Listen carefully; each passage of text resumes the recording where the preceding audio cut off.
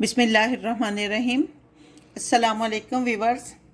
आज हम एक नई रेसिपी लेके आए हैं, यानी पीनट को रोस्ट करने की।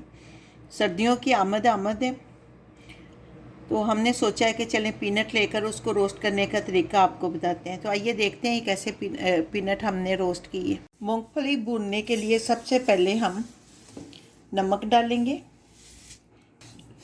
उसके बाद चंद कतरे इसमें सरसों का तेल डालेंगे। सरसों का तेल इसलिए डालते हैं, एक तो नमक नहीं उड़ता, दूसरे मूंगफली जब भूनते हैं तो बड़ी खस्ता सी बनती है। इसको मिक्स करते जाने अच्छी तरह।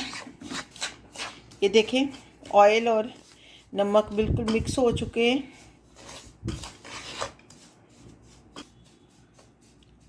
नमक गर्म हो चुका है। अब हम इसमें आधा किलो मूंगफली डालेंगे।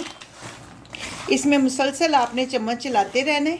5 से 8 मिनट में मीडियम फ्लेम पे आपकी मूंगफली जो है ना पीनट, वो रोस्ट हो जाएगी। ये देखें, हमारी पीनट जो है वो रोस्ट हो चुकी है। अब फ्लेम को हम करेंगे बंद।